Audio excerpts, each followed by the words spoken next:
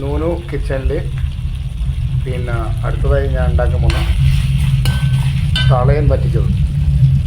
തളയന് ചില സ്ഥലത്ത് എന്താ പേരെന്ന് എനിക്കറിയില്ല, നമ്മുടെ നാട്ടിൽ തളയെന്ന് പറയും. അപ്പോൾ ഇത് പിന്നെ ഞാൻ ഇതിലേക്ക് എല്ലാം ഒരുമിച്ചിട്ടുണ്ട്. തക്കാളി, ഉള്ളി, പച്ചമുളക്, അതുപോലെ തന്നെ പിന്നെ വെളുത്തുള്ളി, ഇഞ്ചി എല്ലാം ഒരുമിച്ചിട്ടുണ്ട്. ഈ പച്ചമുളക് എരിവില്ലാത്ത പച്ചമുളകാണ്. ഇത് നമുക്ക് ആവശ്യമുണ്ടെങ്കിൽ നമുക്ക് എന്താ ചെയ്യുക, ഭക്ഷണത്തിന് കൂടെ കഴിക്കാൻ പറ്റും. എരിവില്ലാത്ത പച്ചമുളകാണ് ഞാനിവിടെ യൂസ് ചെയ്യുന്നത്. കാരണം ഞാനൊരു മുളക് കറിയാണ് ഉണ്ടാക്കാൻ പോകുന്നത്. അതുകൊണ്ട് പച്ചമുളക് എരിവില്ലാത്ത കുറച്ച് പച്ചമുളക് ഇട്ടിട്ടുണ്ട്. ഇത് നല്ലോണം വാടി ആവശ്യമില്ല, ജസ്റ്റ് ഒന്ന് വാടിയാൽ മതി. ഏകദേശം ഒരു ഹാഫ് വാടിയിട്ടുണ്ട്. അപ്പം നമ്മളിവിടെ ഇതിലുള്ള മസാല ആഡ് ചെയ്യുകയാണ്.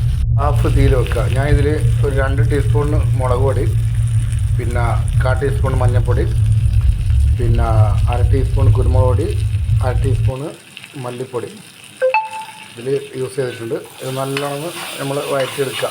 ഓക്കെ, അതിനുശേഷം നമ്മളിതിന് മീൻ ആഡ് ചെയ്യുന്നതായിരിക്കും.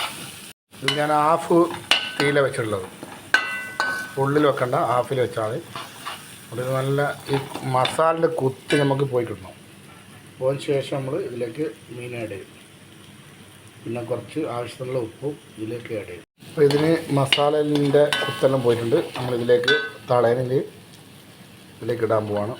ഞാനിവിടെ ഒരു തളയന എടുത്തുള്ളത്, നല്ല കട്ട് ചെയ്ത് വൃത്തിയാക്കിയിട്ട് തളയനിലേക്ക് ഒറ്റ തളയന എന്തായാലും വലുപ്പമുള്ള സാധനമല്ല, നൂറല്ല. അപ്പോൾ ഒന്നെ ധാരാളമായിരിക്കും. അപ്പോൾ ഇത് നല്ല ഈ ചെറിയൊരു തീയിലേക്ക് വെക്കുക. എന്നിട്ട് ഇത് ജസ്റ്റ് ഒന്ന് ഈ തളയും വേഗം പോകും. നമ്മൾ കുറേ സമയം വേണ്ട, നമ്മൾ ആവശ്യത്തിനുള്ള വെള്ളം ഒഴിക്കുള്ളൂ. കാരണം തളയും വറ്റിച്ചാണ് ഉണ്ടാക്കുന്നത്. ഇത് ഞാൻ ഉപ്പ് ആഡ് ചെയ്യുന്നുണ്ട്. ഇത് ഇങ്ങനെ ഉപ്പ് ആഡ് ചെയ്യുന്നതെന്ന് വെച്ചാൽ തളയനും കൂടി പിന്നെ നല്ലോണം ഉപ്പ് പിടിക്കേണ്ടിട്ടാണ് നമ്മൾ ഉപ്പിട്ടുള്ളത്.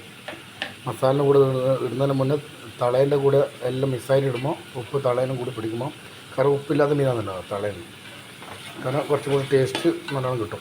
ഇത് ഞാൻ കുറച്ച് വെള്ളം യൂസ് ചെയ്യുന്നുണ്ട്. ഓക്കെ, ഒരു 1/2 ഗ്ലാസ് വെള്ളം ഇതിൽ യൂസ് ചെയ്യുന്നുണ്ട്.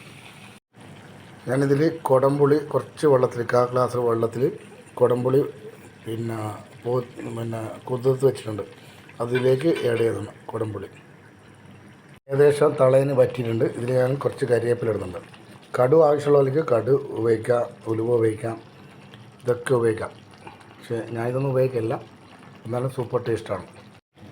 അങ്ങനെ ഇവിടെ തളയം പറ്റിച്ചത് റെഡി ആയിട്ടുണ്ട്.